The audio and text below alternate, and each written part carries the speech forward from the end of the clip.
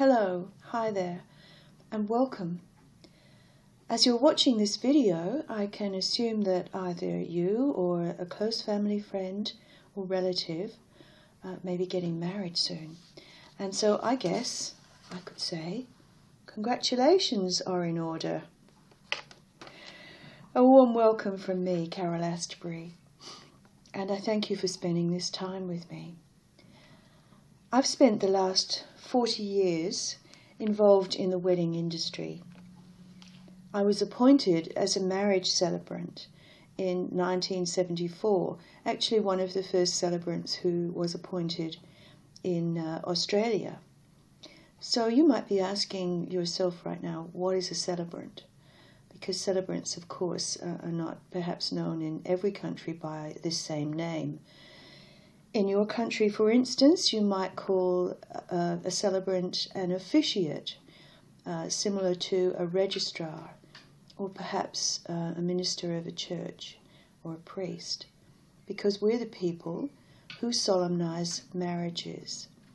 That means we conduct legal marriages. Usually, in the case of a celebrant in Australia, that would be a civil marriage.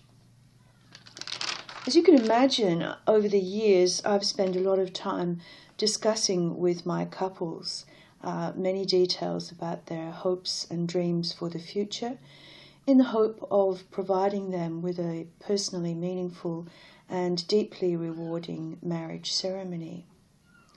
I also, of course, listen to them talk about their plans for marriage and how some of those plans have been made very easily, and other times, of course, they may have experienced some difficulty and become a little bit frustrated because obviously there are just so many choices for people. Look at all the things they have to consider. Expensive items such as where they will be married, the wedding venue, how they're going to get there, the vehicles that they will need to hire perhaps in order to get them to their wedding venue.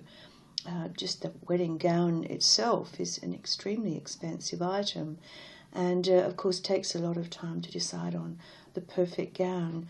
And then you have the formal wear for the bridegroom, his bridegrooms, and then of course our beautiful bridesmaids. There are other things, of course, such as even the wedding cake. How many choices of wedding cakes do you think people are confronted with when trying to make a decision? And the cost of those wedding cakes can vary enormously. Then there are all the peripheral things, such as wedding invitations. Are they going to put their wedding invitations on a piece of paper or a pretty card, put them in an envelope and post them? Or are they going to be very modern, as a lot of brides are these days, and decide to do this all online?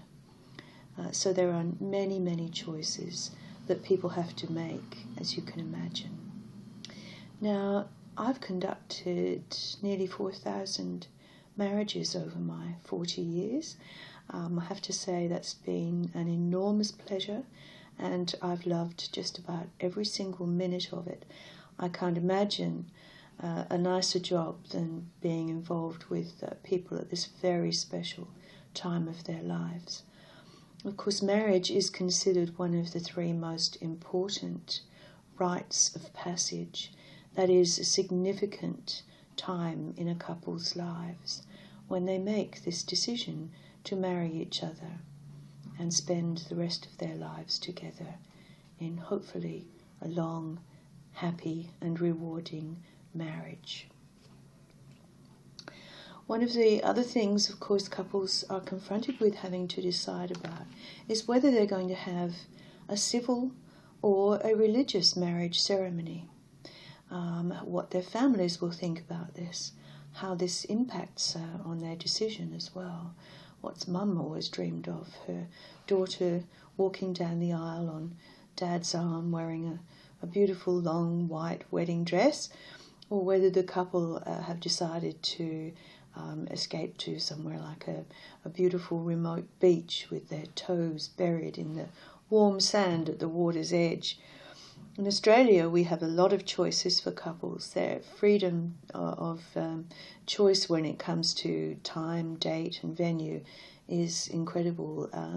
I personally have married people on the beach, indeed, halfway up a mountain, in the middle of some sand dunes on a deserted village on the south coast of Australia, way up in the Kimberley, in the beautiful wilderness area, and then around the metropolitan area, of course, in people's private homes, hotels, lovely venues that are set up especially for wedding ceremonies, and some delightful restaurants, particularly in the wine-growing areas of Australia. So there are lots of choices to be made, and wouldn't it be great if there was a website where couples could go to ask questions, to share their ideas, what they've learned, what they'd like to know about, ask questions on a forum that is dedicated to their wedding plans? Well, that's what I'm about to set up, is a website which is going to be called Wedding Plans Guide. And it is a membership site, so it means that people will be able to join the site and they'll be able to access a forum where they'll be able to ask questions and share their knowledge and feedback on perhaps things they've experienced. So I think it will be a very valuable website, and look out for it, and perhaps we'll see you on there shortly. So, as I say, my name is Carol Astbury, and it's been nice chatting to you, and I look forward to chatting to you again soon. Thanks for listening. Happy celebrating.